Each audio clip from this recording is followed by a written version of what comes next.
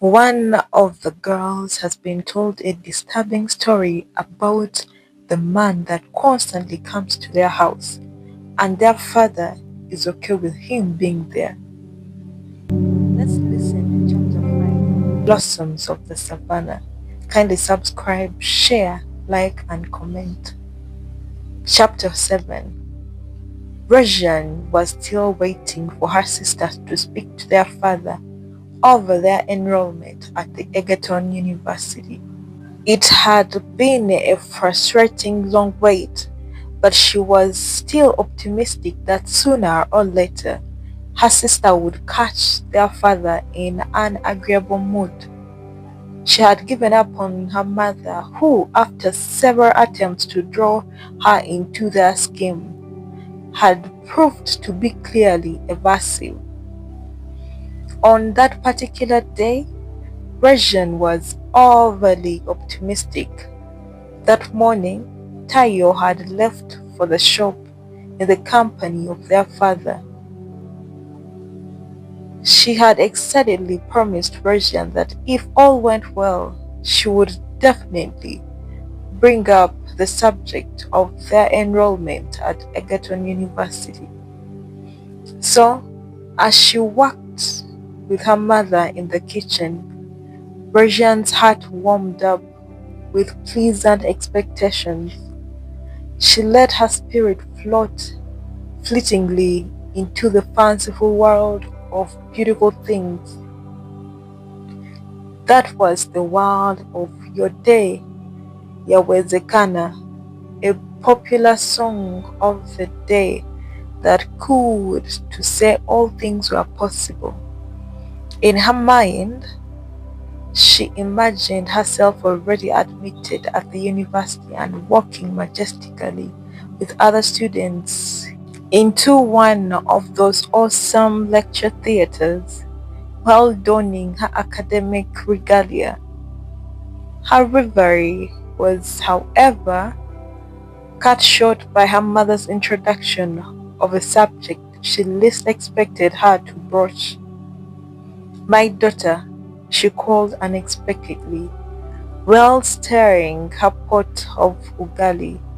"Have you ever heard of something called female genital mutilation?" "Female genital mutilation? Why, yes, not only have I heard of it," Regan replied, her eyes wide open with surprise. "I know about it. Why do you ask?" In Nakuru, this was not a subject that concerned us much, but in Nasila, it is on every lip. "Yes, that's very true," Rajan said, trying to entice her mother to say more.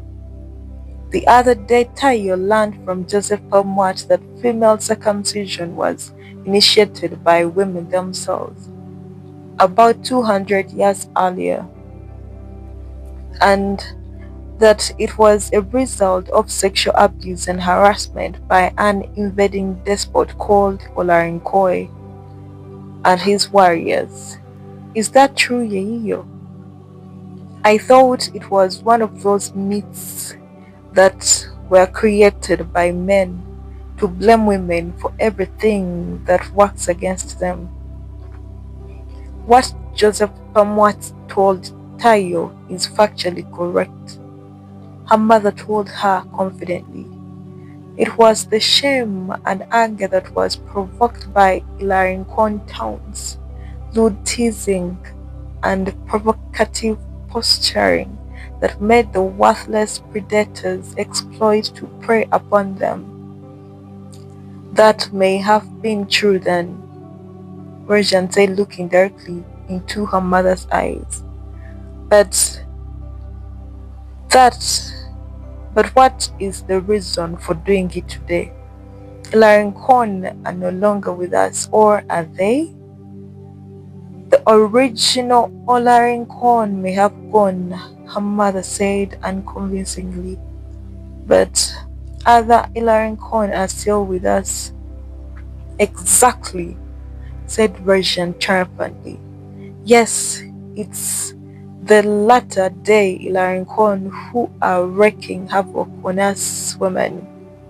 Surely, Yeiyo, if one discovered a nasty but potent medicine that once taken cured an ailment, must they continue to swallow it every day, 10 years down the line? I find that absurd. The sensible thing would be to discard the bitter medicine once people are cured. Period. Tell me, Yeiyo, what use is female genital mutilation to today's women? Are you suggesting that it is men who continue to perpetuate this culture, right? Her mother asked, perplexed by her daughter's argument. Yes, they are creators of the labyrinth that the women continue to meander around, she said philosophically. Even if I'm reluctantly convinced that it was women and not men who initiated that obnoxious ritual, who provoked the women to do so. The Ilarinkon who were purported to have pushed women into mutilating their sexuality were men, and the ancient Ilarinkon were no different from today's Ilarinkon. The ancient Ilarinkon were sadists and despotic. Today's Ilarinkon are worse. In addition to being despotic, they are oppressive tyrants, and one of their ways of oppressing us is to demand that female genital mutilation be perpetuated against us forever. A loud knock at the door disrupted their conversation. Before they could respond, there was another knock. Only this time, short, urgent rams made in insistent quick succession followed. See who is it? Her mother told her, happy to get rid of her. She ruled the moment she introduced that explosive subject. Although she had got used to people knocking at any time, that particular knock nearly angered Virgin. Why should anybody butt in when she and her mother were carrying out a fruitful discussion? It was rare for her mother to open up to that extent, and she would have wished to bring up another issue that required such frankness. Muttering under her breath, she quickly walked from the kitchen through the living room to the outer hall and opened the front door. A man stood at the doorway, briefcase in hand. He was tall, broad-shouldered, and he wore a blue business suit, white shirt, and a light blue tie. The muscle of his arm bulged under the sleeves of his coat. His face, above his closely trimmed beard and mustache, was brown and leathery, possibly from exposure to the sun. Long upper teeth with a wide gap between them, making him look like a warthog. She did not like his long slanting eyes. His pierced and extended earlobes hung comically down his neck, each loop seeming to beg for something to be hooked over it. Is this the home of Pasimai Ole Kailo? The man asked in a cold, sharp voice. Yes, it is, answered Version in a subdued voice, an ominous feeling creeping into her heart. What can I do for you? I have come to see him, he said authoritatively, and took a step into the house. In an arrogantly confident manner, he asked, is he in? No, he's not in at the moment, Virgin answered, also taking a step forward to block him. She hoped He would go away, she added impatiently. He's probably at the shop in town. He's not there, the man said emphatically, shaking his head. I have just come from there. He peered at Regine. Those slanting black eyes had slid from her face and were now deliberately scanning her body. A creepy sensation sent shivers down her spine. Would you want to come back later when my father is back? Regine asked, hoping that the detestable man would not say, no one knows what time he might come back. No, I'll rather wait, he said confidently. I'm very sure your father would be very happy to find me here. As if he had just remembered something, he cleared his throat and told her importantly, by the way, my name is Oloisudori. Yes, Mr. Edward Oloisudori. Donkia. He waited for a moment, obviously expecting her to recognize those important names. Seeing that she did not react to the mention of the names, he said again insistently, just wait until you see how happy Ole Kaila will be when he finds me waiting for him in his house. Suddenly, his voice became softer and almost intimate. He whispered, I'll be happy to tell him what a hospitable daughter he has. Who else is here in the house? My mother, Regina answered nonchalantly. Perhaps you will tell her that I'm here to see your father. I'll do, Regina said impatiently as she stepped back. But before she could complete her statement, he had brushed past her in one swift movement that nearly caught her off balance. In a flash, he had pushed his way into the living room, and as he passed by her, she suddenly felt the fingers of his lifted hand graze the fullness of her breast. With a surge of outgraded embarrassment, she glared at him viciously. She muttered inaudibly, what an ill-mannered devil this man is. And as she fled to the kitchen, she felt those black eyes, sharp and probing, moving like creepy fingers upon her back. Her mother was stirring a vegetable stew when Virgin entered, and she glanced abstractedly at her. Who was that? She asked. A man who says his name is Oloisodor, she said acidly. He says he had come to see Papai. Oloisodor? Let me see. Oloisodor? Her mother said repeatedly, rolling her eyes to the ceiling as she tried to place the name. Failing to remember where she had heard that name, she took her head. No, I don't think I know a man by that name. Whoever he is, Yayo, said Virgin angrily. He's mannerless old man. Check your tongue, child. Her mother rebuked her harshly.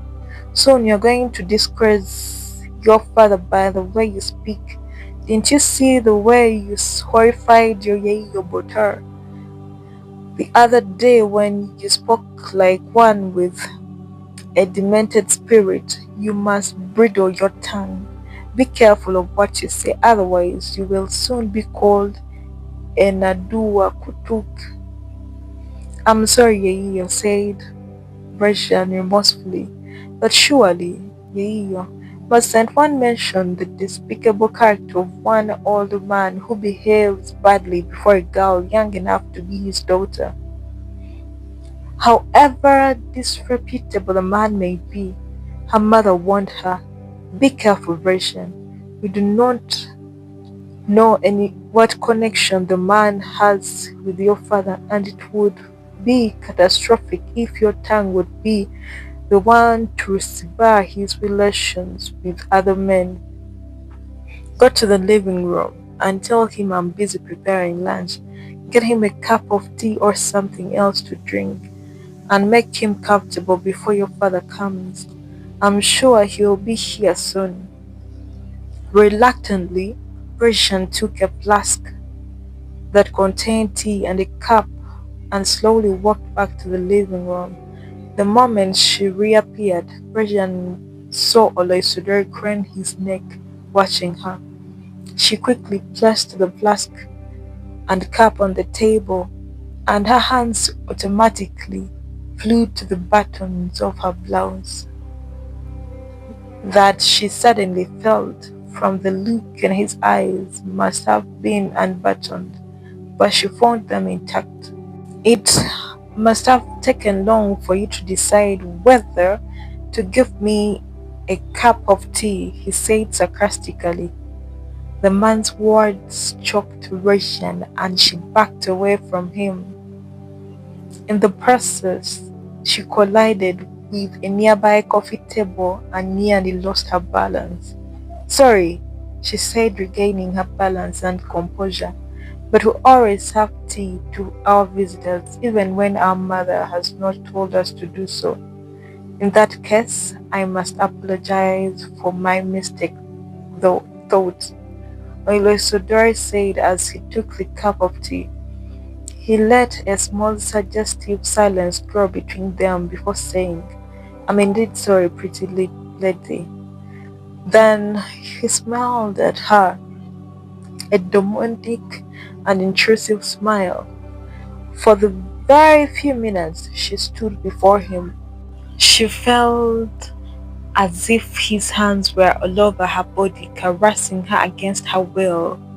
She even felt angry with herself when she reasoned that by standing there she was encouraging him to humiliate her.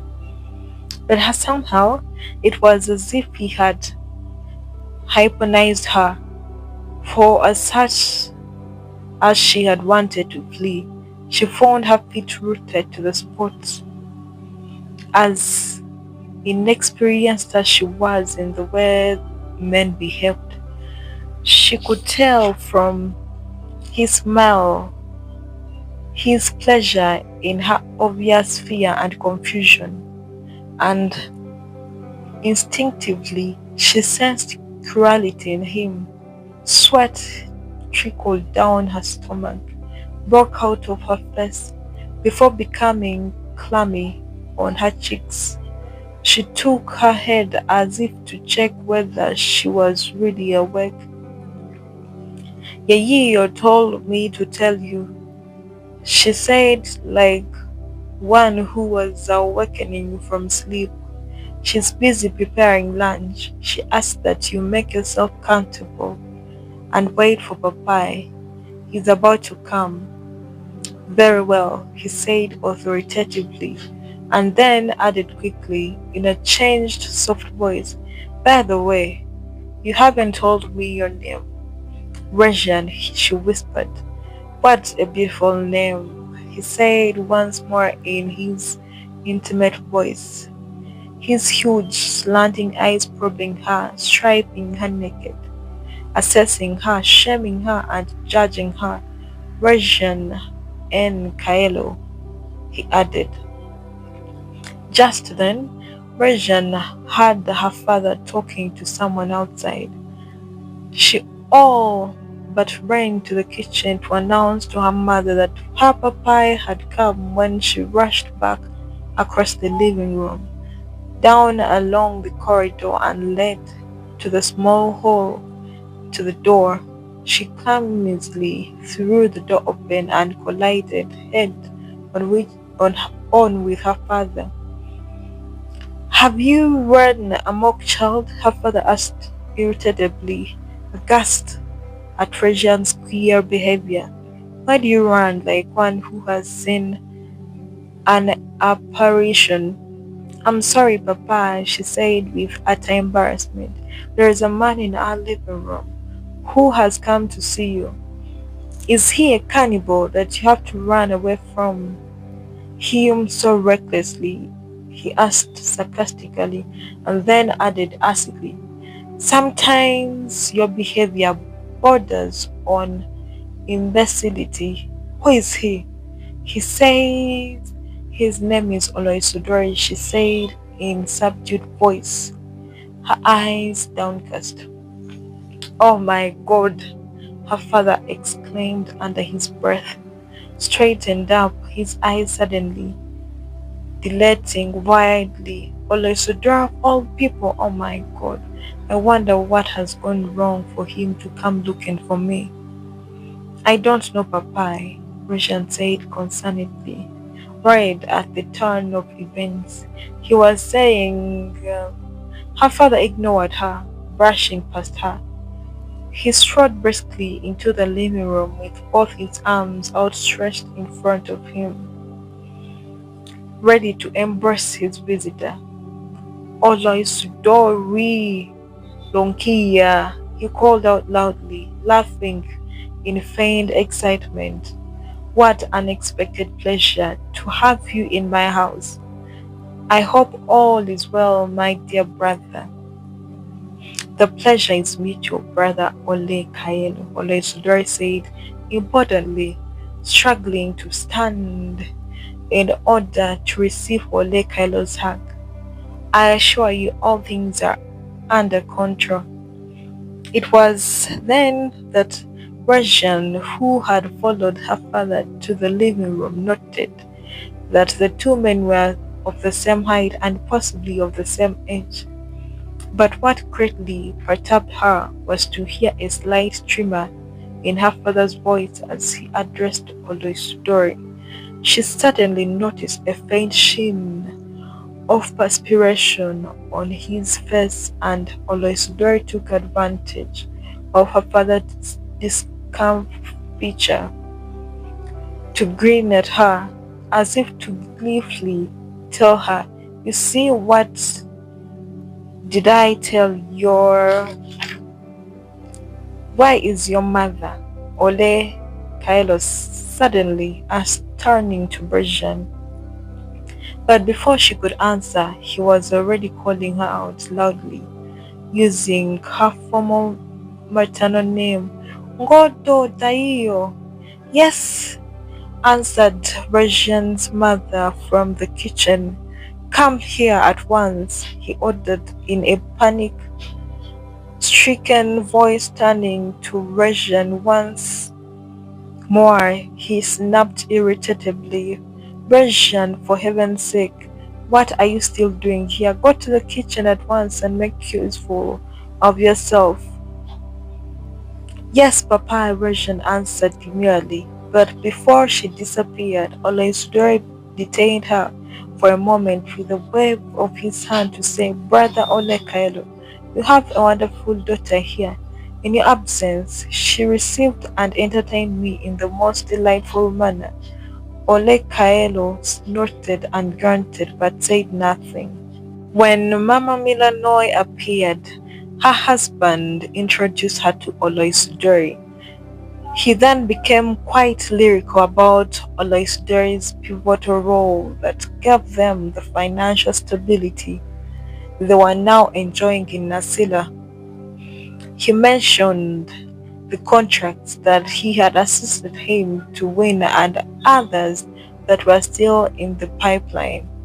This man is more than a brother to me, he said emotionally. There is nothing, and I repeat, nothing, that he ought to be denied in his home, in this home. Rajan shut the door behind her and effectively cut off her father's effusive praise of the man she loathed. She walked through the kitchen to the back door, opening it slowly. She got out, shut it behind her, and leaned against it, grateful for the clean, cool air. She shuddered when she thought of those shamelessly questing eyes. Was there no better man that her father could find to do business with? Then she remembered her sister Tayo and the promise to speak to their father. Oh my God, she exclaimed to herself excitedly.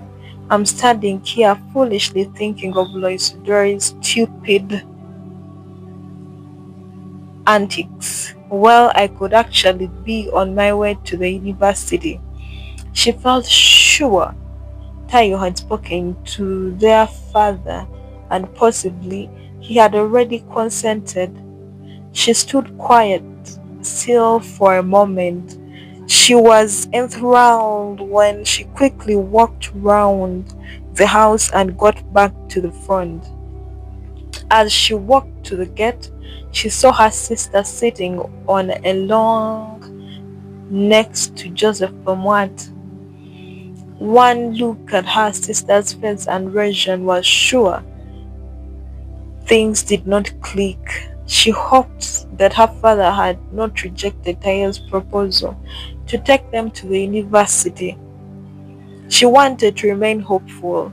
Her fear was to have the door shut permanently on him. Tayo knew her sister's expectation as soon as Regine got to where they were seated. She explained to her how she tried, without success, to talk to their father. She had hoped to find him alone and in an agreeable mood, but all that had proven difficult. Strangely, for the first time, she found Regine understanding.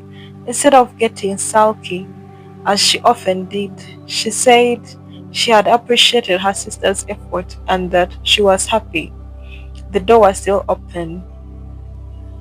She was sure an opportune time would offer itself, and at that time she believed divine powers would have prevailed upon their father. She was that optimistic. Papai has a monster of a visitor this afternoon, Regent said, effectively changing the subject. You should see him to believe me when I say he's ugly and mean. He is an absolutely horrible man with deplorable manners. I can't imagine what business Papai would be transacting with such a person. He's simply arbitrary. Tayo exploded into an uproarious laughter at the man's description, while Joseph Amat's dark eyebrows shot up almost to his hairline, eyes gleaming with surprise and amusement. Honestly, Rajan, what a thing to say about a human being. Tayo said, still in stitches. Only a man out of this world would look that horrible. And for some reasons, Papai seemed terrified of him. Papai? Of all people, terrified? Russian said, wide-eyed with incredulity. I've never seen him terrified. Did you get to know the name of the monster? Joseph Amwad asked, perceiving that the girls were overly amazed rather than being over-anxious about their father's discomfiture. He announced importantly that his name is Mr. Edward Olensudori Lunkia. Regine said, mimicking him while roaring with laughter. Did you say Olensudori? Of all people, Joseph Amad exclaimed to the consternation of the girls. That man is bad news. He's a monster in the true sense of the word. Who is he? The girls asked simultaneously. What kind of person is he? Olensudori was a feared man not only in Nasira but as far and wide.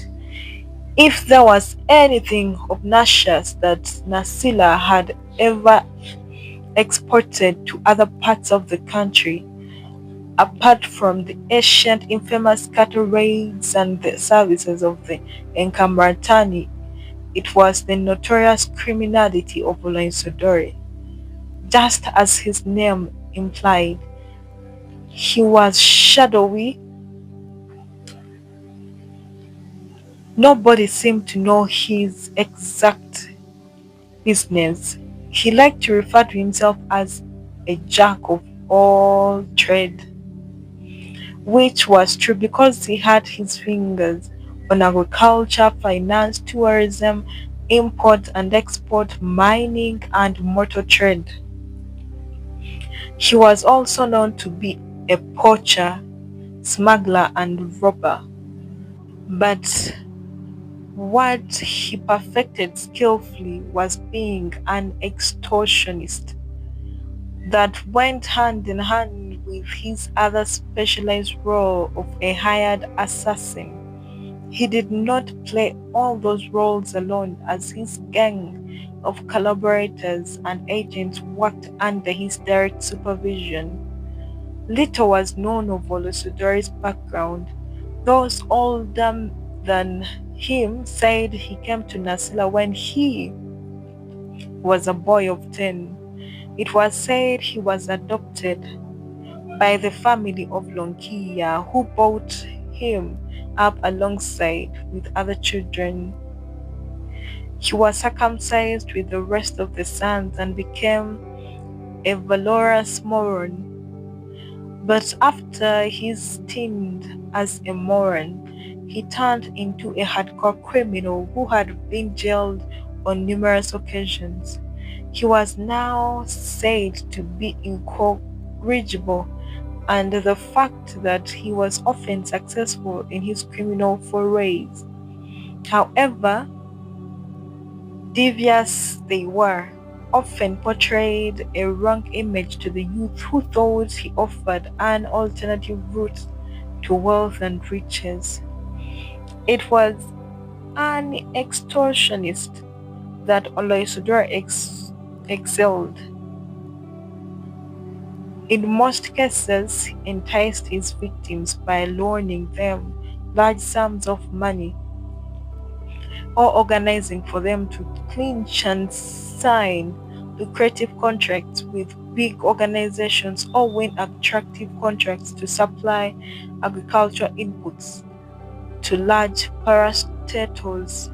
Once his victims were deeply involved in business, he would turn up to make ridiculous demands and threaten to withdraw the contracts.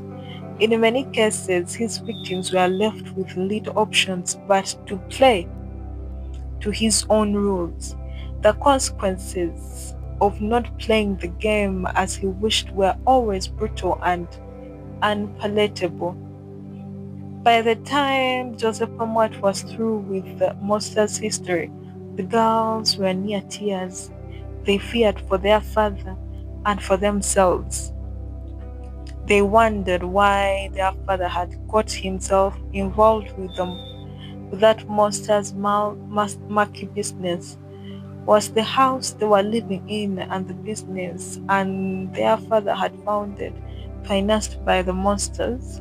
Regine was even more fearful when she recalled the anxiety that was evident in their father's face when he found Oloisudori in their house.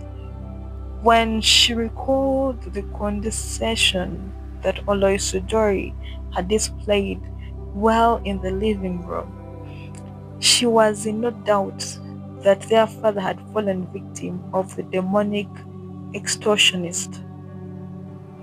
But Taya looked at things from a brighter perspective. She was convinced that their father could not be that naive as to get involved with such an evil man. She reasoned that there must have been another explanation for the master's visit to their home. But the three agreed on one thing: Oloisudor was bad man. After sitting on the lawn, chatting for a while, Joseph Amwa departed. The girls then proceeded slowly to their house talking. Guess what? Taiyo Eiyo, Regine said excitedly. Yaya this afternoon shocked me by voluntarily talking about female genital mutilation. No, Regine, that's not true, Taiyo answered, her eyes dilating with surprise and stopping so as to give serious attention to whatever Her sister was saying, yeah, you're talking about female genital mutilation on her own accord, unless she was preparing ground for shocking news. By the way, I hope she did not tell you that there are plans to drag and take us soon to Inkamratani. No, not at all, Roshan said vehemently. You know, if she did, we would not be here saying what we are now saying. Anyway, tell me, Tayo persuade the subject relentlessly. What did she say about female genital mutilation? She asked me what I knew about it, Regent said, gesticulating wildly to emphasize her words, and I told her not only what I knew about female genital mutilation, but I added that it was certainly a tool of oppression used by men to put women down. I also told her that that story about female genital mutilation having been introduced by women who had been harassed and sexually abused by Ilarincon invaders centuries earlier was not convincing. Had the practice been introduced by the women of the time to stem the Ilarincon lewd excesses, I urged then it should have become extinct with their departure. Did you ask her whether she supported female genital mutilation? Tayo asked, tonguing her cheek. What did you find out? Whether there was a plan to have us conform with the obnoxious Nastila ritual?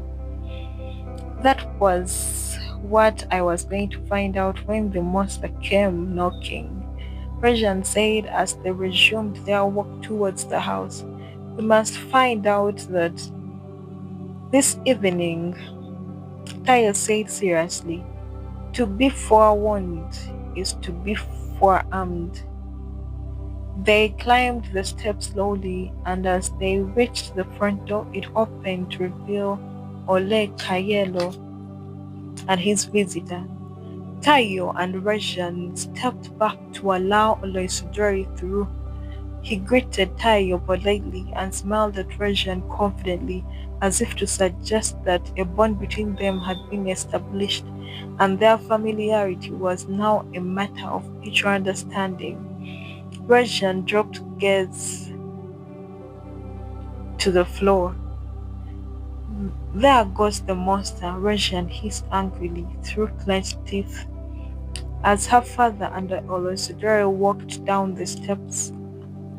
He is the devil incarnate, bearing in mind that Joseph Mama told us about him. Tayo said nonchalantly, Olosidore could very easily pass as just another innocent Nasila elder. God forbid, Rajan hissed, her lips tightening dangerously, but the sight of Oloisudori had revived the loathing she had for him. I pray that God will never give him a chance to pass as an innocent Nasila elder. Just then, their father returned. Rajan looked at him and perceived something queer about him. She was alarmed. Did she imagine it, or was there something unnatural about him? She wondered. And what was it? Her father looked at her and quietly averted his eyes and looked elsewhere. She noticed something was amiss. She felt very certain there was something awful in the air. Rajan, go to the kitchen and help your mother prepare supper, her father said sharply, and make it snappy. The look on her father's face immobilized her. She glanced at him curiously. He was watching her too, his wrinkled face and smiling. She then regained her composure and was about to go when once again something in his face made her hesitated for a moment, thinking he was about to say something more to her. "What are you waiting for?" he thundered angrily. "Go to the kitchen this instant." Tayo was by then busy closing windows and drawing curtains. Standing by one window that faced the west, she looked through it for a long moment, lost in thought. Then she walked into the living room, where her father sat rigidly on an armchair, his right elbow planted on his right knee, while his right cupped hand supported his chin. He was staring without blinking at the fireplace, his thoughts obviously not in the house. "Papai," Tayo called her father, looking at him with relevance. "Is something wrong?" "What? Oh no," her father said confusedly, turning unfocused eyes upon her. "Nothing is wrong, my dear daughter. Brother Joseph Palmer told us," she said, taking utmost care not to upset him, "that the gentleman who has just left is a reputable financier, and that wherever you see him, great business transactions are in the offing. Is that right, Papai?" "Yes, yes, that's right," he stammered, fidgeting uncomfortably in his seat. "Yes, he's certainly a reputable businessman, and truly a great business transaction is in the offing, and all is well, Papai." Tayo insisted reluctantly. "Yes, yes, I have said," he said, smiling sheepishly, while avoiding her eyes. "Everything is fine," scratching his head absent-mindedly. "Mm, just that we have something we're going to do here at home a little bit differently. A few changes here and there affecting all of us. Other than those little changes, everything else is just fine." "What are those little things, Papai?" asked Tayo inquisitively, her eyes staring at him fixedly. "Nothing serious," he said, getting impatient, "and whatever they are, know that your father is in control. Now join your mother and Regine in the kitchen and make sure food is ready soon. I would like to retire to bed early today." When the girls went to the kitchen, they were surprised by their mother's aloofness. Her absent-mindedness that evening had already made her burn and ruin the rice that was to be their evening meal. Her daughters tried to charm her, tease her, prod her, provoke her without much success. Had her taciturnity anything to do with Oloisudori's visit? If that was the case, they reasoned, then the demonic extortionist's visit was outrageously ruinous. Let's see some of the changes that happened after Oloisudori's visit to Ole Kailo's family. Thank you for listening. Subscribe, share, like, and comment.